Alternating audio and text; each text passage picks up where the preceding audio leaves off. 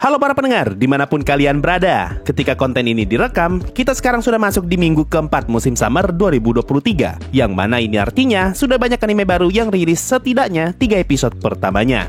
Nah, di video kali ini, gue tertarik untuk ngebahas pendapat gue mengenai beberapa anime sekaligus yang rilis di musim ini, yaitu Dekiru Neko, Tsukinako Ga Megane, dan Help. Berhubung kontennya bakal kependekan, kalau gue bahas semua anime itu terpisah, gue rasakan lebih cocok kalau gue bahas beberapa anime secara sekaligus. So, kira-kira, mana dari ketiga anime itu yang menurut gue paling menarik? Langsung aja, mari kita mulai.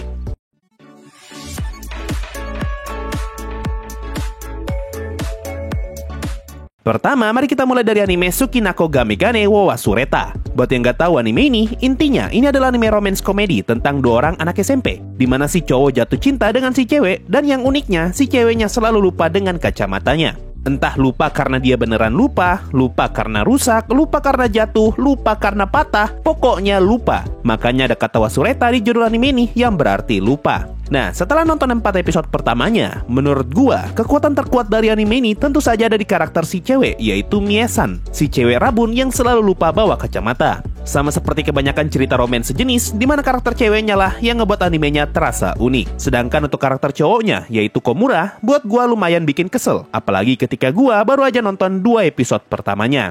Karakternya tuh dibuat sebagai cowok cupu yang pikirannya suka kemana-mana. Bahkan ada scene di episode 1 yang ngebuat gue sampai beneran kesel dan juga heran, yaitu scene ketika Komura malu untuk memakai sepatunya, setelah sebelumnya sepatunya malah dipakai Mie-san. Kalau Komura malu gara-gara ciuman tidak langsung seperti di episode 4, mungkin hal itu masih bisa gue maklumi. Tapi kalau dia malu hanya gara-gara sepatunya pernah dipakai cewek yang dia suka, gue rasa sih itu sudah terlalu berlebihan. Tapi setidaknya, masuk episode 3 dan 4, gue sudah mulai terbiasa dengan sifat cupunya Komura. Dan untungnya, pikirannya Komura sudah tidak separah di episode 1. Nah, kalau ngomongin cerita, buat gue sih tidak ada cerita yang berkesan di anime ini, selain premis tentang Mie-san yang selalu lupa bawa kacamatanya. Sampai episode 4 pun ceritanya masih biasa aja, dan belum ada yang spesial. Tapi kalau disuruh pilih, gue sih suka dengan salah satu cerita di episode 3, ketika Mie-san ngantarin surat cinta milik orang lain ke Azuma, dan Azuma malah balas surat itu dengan kertas yang bertuliskan, Komura juga suka dengan Mie. Kayaknya cuma ini satu-satunya momen yang berhasil ngena buat gue, setidaknya untuk 4 episode pertamanya. Nah, sekarang mari kita ngomongin bagian visualnya. Jujur ya, ketika gue nonton episode 1 anime ini, hal pertama yang gue rasakan adalah pusing. Awalnya gue sempat ngebuat konten reaction untuk anime ini, tapi nggak jadi gue upload karena gue masih tetap pusing bahkan setelah selesai nonton episode 1-nya. Gue rasa kalian semua yang sudah nonton anime ini pasti tahu scene apa yang gue maksud, yaitu scene pembuka anime ini yang ngeliatin Komura lagi jalan dari perspektif lalat. Awalnya gue sih terkesan ngelihat angle kamera yang dipakai, karena jarang ada anime yang pakai angle seperti ini. Tapi tidak lama setelah itu, gue malah pusing ngelihat animenya. Bagaimana tidak, selama 3 menit berturut-turut, kita dikasih angle kamera yang aneh kayak gini. Cuma untungnya, scene ini cuma dipakai di bagian awal episode 1 doang, dan sampai episode 4, sudah tidak ada lagi angle kamera yang seaneh ini. Tapi tidak menutup kemungkinan kalau angle yang serupa bakal muncul lagi, apalagi di episode terakhirnya. Nah, yang menarik, setelah 4 episodenya rilis, gue pun nonton ulang anime ini dari episode 1. Dan ternyata, gue sudah tidak lagi pusing ketika ngeliat scene aneh tadi. Hal lain yang bakal gampang kalian sadari adalah banyaknya scene berulang, terutama scene yang digunakan sebagai transisi, seperti scene lorong sekolah, scene orang lagi jalan, dan segala macamnya. Tapi meskipun begitu, gue sama sekali tidak bilang kalau visual anime ini jelek. Malahan ada beberapa scene yang kelihatan cantik banget, dan salah satu contohnya ada di episode 3, ketika Komura melihat ekspresi Mie-san yang berbeda dari biasanya. Sama satu lagi, anime ini dibuat oleh studio Gohans. Ini adalah studio yang ngebuat anime K, dan juga anime Dekiru Neko yang bakal gua bahas sebentar. Nah, kalau kalian pernah nonton K, kalian pasti familiar dengan jenis warna yang dipakai di anime itu. Warna yang bisa dibilang colorful, tapi agak kusam dan juga hijau kebiruan. Nah, warna yang serupa bakal kalian temukan di anime ini, dan juga di anime Dekiru Neko. Jadi, kalau kalian terbiasa nonton romance yang warnanya cerah banget, mungkin kalian bakal butuh penyesuaian ketika nonton anime ini. Kira-kira seperti itu pendapat gue setelah nonton 4 episode pertama anime ini. Sekarang kita lanjut ke anime buatan Gohans lainnya, yaitu Dekiru Neko. Buat kalian yang gak tahu anime satu ini, simpelnya Dekiru Neko adalah anime tentang perempuan kantoran yang pelihara kucing. Dan kucingnya ternyata bisa jalan dengan 2 kaki. Bahkan kucingnya bisa masak, bisa nyuci, bersih-bersih, belanja, dan segala macam keperluan rumah tangga lainnya. Dengan premis aneh ini, tentu wajar kalau anime ini bisa masuk kategori komedi. Dan buat gua, jatuhnya lebih seperti anime santai. Setelah nonton 4 episode pertamanya, menurut gua, nilai jual terbesar dari anime ini ada di karakter kucingnya yang serba bisa. Kalau biasanya manusia disebut babu dan kucing adalah majikan, di anime ini justru kucingnya lah yang beneran jadi babu, dan si manusianya benar-benar diperlakukan layaknya majikan. Gua rasa para pencinta kucing pasti suka nonton anime ini, apalagi ngeliat tingkah laku dan cara berpikir si kucing yang sangat menarik. Hal lainnya juga tidak kalah menarik dari anime ini, yaitu ngeliat interaksi para manusia ketika bertemu dengan si kucing, yaitu Yukichi. Ada orang yang santai aja ngeliat kucing raksasa, ada orang yang kaget, ada orang yang senang karena si kucing bisa jadi maskot, dan ada juga yang ngira kalau si kucing adalah orang aneh yang lagi pakai kostum. Karakter ceweknya juga menarik dan sama sekali tidak ngeselin seperti karakternya Komura tadi. Dan sama seperti poin sebelumnya, interaksi mereka berdua sangatlah menarik untuk ditonton. Padahal Yukichi termasuk karakter yang jarang ngomong, malahan dia nggak bisa ngomong karena dia kucing.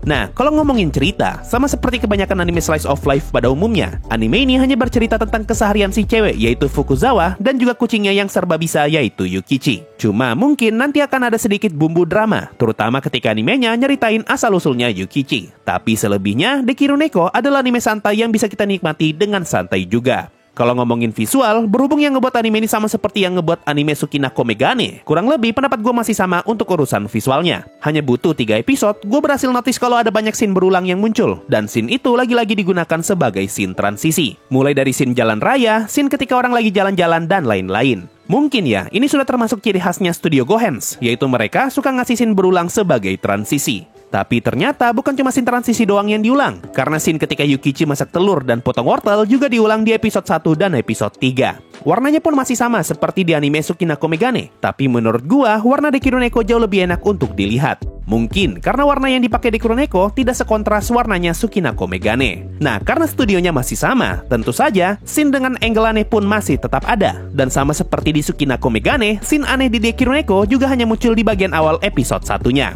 Cuma setidaknya, scene aneh di Dekiru Neko tidak separah di Sukinako Megane, dan episode pertamanya tidak ngebuat gua pusing. Kurang lebih seperti itu pendapat gua setelah nonton 4 episode pertama anime Dekiru Neko. Sekarang, mari kita lanjut ke anime terakhir, yaitu Helk. Lagi-lagi buat yang gak tahu, ini adalah anime fantasi tentang seseorang bernama Helk. Premis awalnya bercerita mengenai kompetisi yang diadakan oleh iblis, dan orang yang berhasil memenangkan kompetisi ini akan diangkat sebagai Raja Iblis yang baru. Nah, salah satu orang yang ikut kompetisi ini adalah Helk. Dan yang jadi masalah, Helk ternyata adalah pahlawan umat manusia. Hal ini ngebuat salah satu karakter kita, yaitu Vermilio, ingin menggagalkan Helk agar dia tidak terpilih sebagai Raja Iblis yang baru. Kurang lebih seperti itu premis awal dari anime Helk. Setelah nonton sampai episode 3, satu hal yang gue sadari yaitu Helk sepertinya adalah anime yang fokus ke arah komedi. Tapi akan ada beberapa momen di mana ceritanya bakalan terasa serius, dan tidak menutup kemungkinan kalau ceritanya juga akan jadi berat secara tiba-tiba. Gue suka dengan tipe komedi seperti ini, mirip-mirip seperti komedi di anime Gintama, di mana ceritanya bisa saja lucu dan juga jadi serius di waktu yang berdekatan. Anime ini juga berhasil ngasih rasa penasaran, terutama di 3 episode pertamanya, karena ada banyak misteri yang akan ngebuat kita bertanya-tanya, dan semua itu sudah langsung ditanam sejak 3 episode pertama. Salah satunya adalah kemunculan makhluk bersayap, yang bahkan para iblis tidak tahu makhluk apa itu. Malahan mereka menyebut makhluk itu sebagai manusia bersayap. Asal-usul Helk juga masih jadi pertanyaan, dan kenapa dia bisa disebut sebagai pahlawan manusia. Tapi di saat yang bersamaan, dia juga disebut sebagai buronan umat manusia. Kenapa adanya Helk bisa mati, kenapa bisa ada desa yang tidak ada penduduknya, dan masih banyak lagi misteri lainnya yang semoga saja perlahan-lahan akan terjawab. Jadi, kalau kalian suka nonton anime fantasi dengan cerita yang ringan tapi menarik, gua rasa Helk akan jadi salah satu tontonan favorit kalian di musim ini.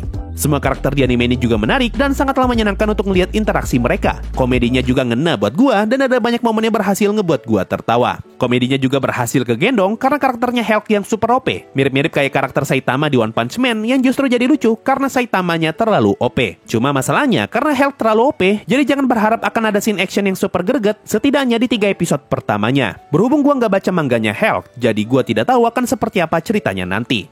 Kalau ngomongin visual, di mata gua gambarnya Helk tidak bagus-bagus amat, tapi juga tidak jelek. Masih masuk kategori biasa, dan gua sama sekali tidak ada masalah mengenai visual seperti ini. Gua justru suka anime seperti ini, dan menurut gua, ini adalah tipe visual yang paling cocok untuk anime fantasi ringan. Gambarnya simple, tidak ada CGI aneh-aneh, gambarnya tidak buram, tidak dibuat terlalu realistis, dan masih terasa seperti nonton film kartun. Nah, kalau ditanya apa yang jelek dari anime Helk, gua rasa sih tidak ada. Terutama buat gua yang memang suka jenis anime seperti ini. Rasanya Helk sudah masuk kategori anime bagus. Nah, itu tadi pendapat gua setelah nonton anime Sukinako Megane, Dekiru Neko, dan Helk.